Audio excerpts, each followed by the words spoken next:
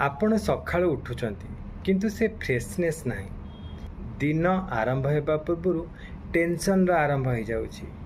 ଦିନ ଯାକର ୱାର୍କଲୋଡ଼, ଅଫିସର ପ୍ରେସର, ମ୍ୟାକ୍ସିମମ୍ ସ୍କ୍ରିନ୍ ଟାଇମ୍ ଆଉ ଅନହେଲ୍ଦି ଲାଇଫଷ୍ଟାଇଲ୍। ରାତି ହେଲା ବେଳକୁ ଆମ ଏନର୍ଜି ପୁରା ଡାଉନ୍। ଆମେ ଭାବୁଛୁ ଆମେ ଷ୍ଟ୍ରେସ୍ରେ ଅଛୁ, କିନ୍ତୁ ଆକ୍ଚୁଆଲ୍ ରିଜନ୍ ହେଉଛି ଆମ ବଡ଼ିର ଆଲର୍ଟ ମୋଡ଼୍ ସବୁବେଳେ ଅନ୍ ହେଇ ରହୁଛି।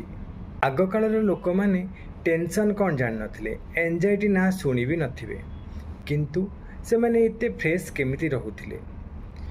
ବେଶୀ ବଡ଼ କିଛି ଚେଞ୍ଜ କରିବା ଦରକାର ନାହିଁ। ଛୋଟ ପ୍ରୟାସ କରନ୍ତୁ। ପ୍ରତିଦିନ 10 ମିନିଟ୍ ଆପଣ ମେଡ଼ିଟେସନ୍, ପ୍ରାଣାୟାମ ବା ଧୀରେ ଧୀରେ ଶ୍ୱାସ ପ୍ରଶ୍ୱାସ ନେବାର ପ୍ରାକ୍ଟିସ୍ କରନ୍ତୁ। 10 ମିନିଟ୍ ସୂର୍ଯ୍ୟ କିରଣରେ ବିତାନ୍ତୁ। ଆଉ ରାତିରେ 10 ମିନିଟ୍ ନିଜ ପ୍ରିୟଜନମାନଙ୍କ ସହିତ ଏକ ହସ ଖୁସି ଆଉ ଆତ୍ମୀୟତା ଭରା ସମୟ ବିତାନ୍ତୁ। ଆମ ଖାଦ୍ୟରେ ମାଗ୍ନେସିୟମ୍ ଯୁକ୍ତ ଖାଦ୍ୟ ଆମକୁ ଷ୍ଟ୍ରେସ୍ରୁ ରିଲିଫ୍ କରିବାରେ ହେଲ୍ପଫୁଲ୍ ହୋଇଥାଏ। ଆୟୁର୍ବେଦ ହିସାବରେ ଅଶ୍ୱଗନ୍ଧା ଗୋଟେ ବହୁତ ହି ପାୱାରଫୁଲ୍ ଷ୍ଟ୍ରେସ୍ ରିଲିଫ୍ କରିବା ପାଇଁ। ଶରୀର ଶାନ୍ତ ହେଲେ ମନ ଆପେ ଆପେ ଶାନ୍ତ ହୋଇଯିବ। ଆସନ୍ତୁ ଆମେ ସମସ୍ତେ ମିଳିମିଶି ଗୋଟେ stress free healthy Odisha life ଜର୍ଣ୍ଣିକୁ ଆରମ୍ଭ କରିବା।